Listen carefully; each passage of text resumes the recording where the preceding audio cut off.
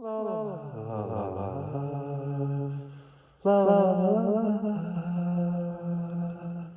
yeah. Woo! Good morning, family, comrades, and neighbors. It's Jason Wyman here. It's been a minute since I came to you with an update, and that is because my life has been incredibly hectic and stressful over the last month or so, and I'm finally able to come up for a little bit of air, actually.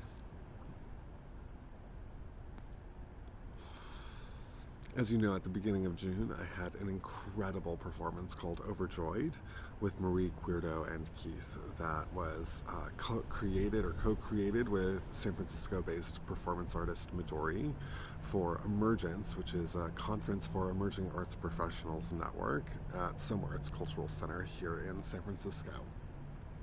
It was my first live performance since COVID, and it was delightfully joyous, as the title implied, as well as incredibly stressful for a myriad of different reasons, a lot of which had to do with the fact that it was the first live performance that I've been in since COVID, and the anxieties that surrounded me around that.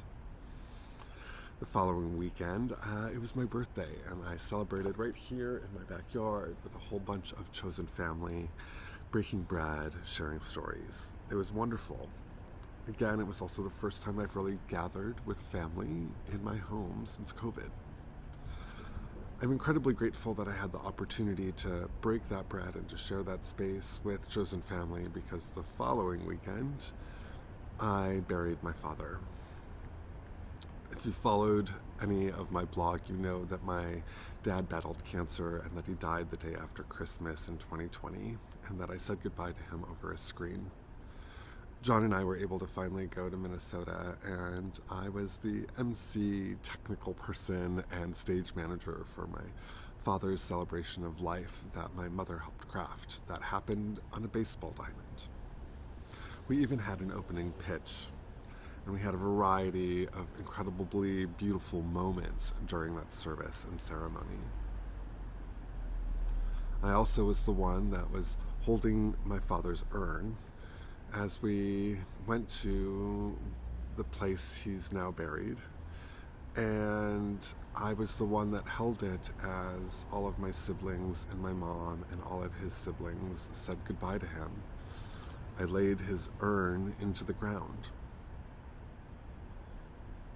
The next day, my mom had collected actually stories about my dad, and all of the siblings and my granny came over to my mom's house, and we hung out, and it rained off and on, and we lit a fire amidst that rain, and I helped tend that fire so that at the end of the evening, before everyone left, in a moment when the sky stopped crying, we were able to burn the memories shared by others of my dad. All in all, it was an incredible trip home, but it was also an incredibly emotional trip. And I just didn't feel the capacity to communicate everything to a broader audience. So much of my life is lived in the open by choice. And I love that choice, actually. I love being able to share in this way through my art and through media and through storytelling. I also didn't know, and still don't know, what this story is that is unfolding, and it is hard for me to unpack and untether and unfold the story as it is occurring, and so I just needed a little bit of space for myself. I was also madly creating during this time, actually. I've been madly creating this entire time. And I'm excited because one of the things that's bringing me up for air after all of this grief is the fact that I have art camp coming up in August, and I have been able to jump back into the co-creative process with artists that I love, adore, and cherish. Art camp is 4 days of creative, professional, and personal development that is all happening by Zoom. One of the things that we are doing is we are creating experiences and activities and working with 10 different artists across the country to create experiences and activities that act as portals, actual, not just virtual portals, but act as actually physical portals that connect across space and time. This last week has been really focused on making those portals physical and material.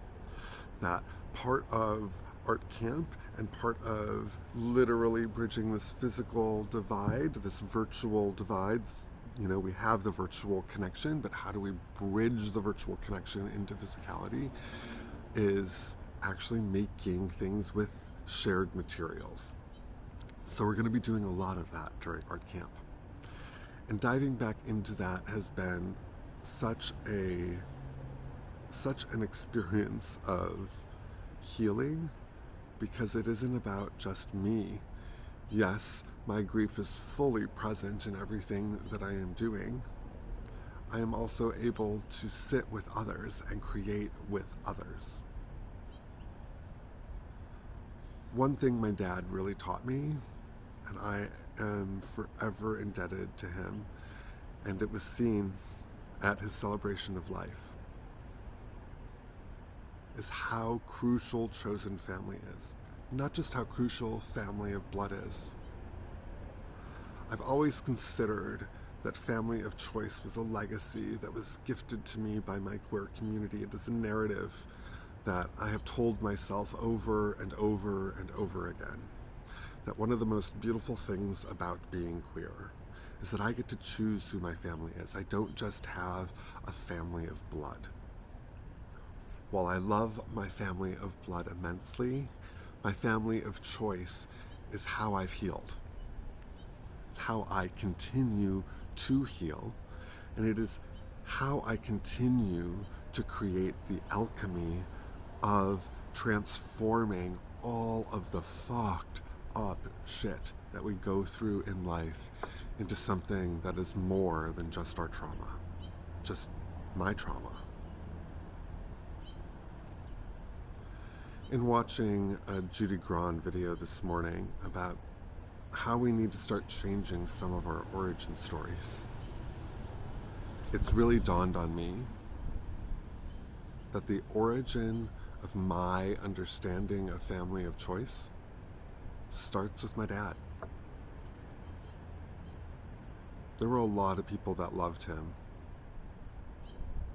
And as much as I can be frustrated, as much as I can get angry over the fact that sometimes he chose his friends over his family, at the end of his life, looking out at all of the people there attending his celebration of his life, I was able not just to see friends. I was able to see a much wider community of chosen family. Family that was his for 40 some years. That wasn't buried. That still lives. My dad still lives. He lives in my chosen family, which includes my blood family. I'm so grateful to all of you for watching, for listening, and really I want to put forward a challenge for all of you. I want to challenge you to really, truly discern who your chosen family is and to show up for them. To show up again and again and again and again. Sometimes there's going to be great distance between those agains. There was a distance of 5 to 6 years between two of those agains, between me and my dad. But we showed up again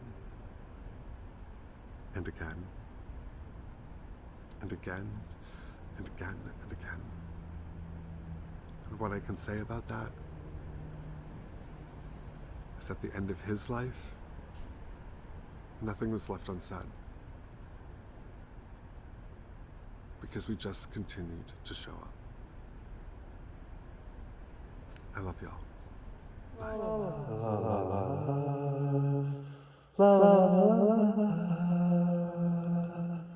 Yeah.